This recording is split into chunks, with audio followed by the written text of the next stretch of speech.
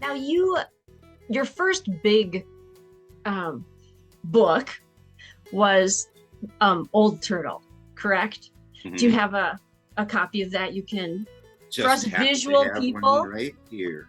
Okay, so here's Old Turtle. It is my most well-known book, and again, it was, as you said, the first book I ever wrote. Yeah.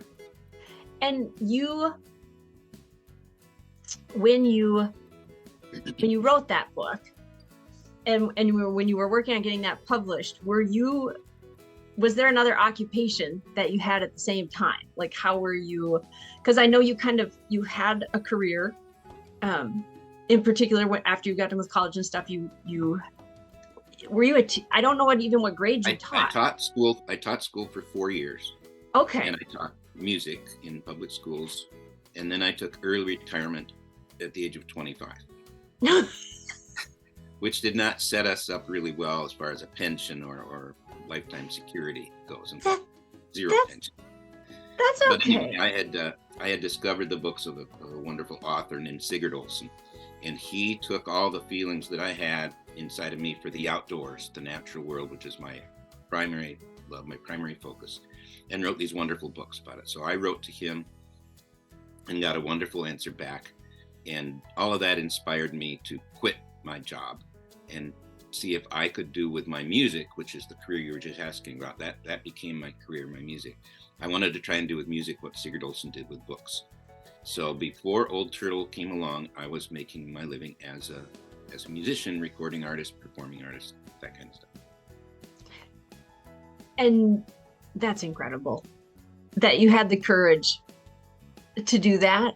And Foolishness. no, you weren't. What? I have a saying when people used to ask me about setting off on their own, being a self-employed author, Right. a self-employed musician, I would say, no, don't do it. You only do it if it's the only thing you can do. If your passion is that strong and you can't imagine do anything else, then do that. But it has to be that way. Does that make sense? That is beautifully said. That's just beautifully said, because that is exactly how it goes, I think, for different thinkers. We often we outnumber, like, we're a vast majority of the entrepreneurs in the United States in particular, but actually around the world. We are a huge majority of that group. And I do believe a big portion of that is it gets to be the only thing all we can do is follow our passion. It's hard to kind of explain, but everything else is just not enough. And we feel very frustrated being asked to stay in boxes. That we don't do boxes well. No. I like the outside of boxes, but not the inside. We'll decorate that. The heck with it. But the inside, that's not so easy. No, that's right.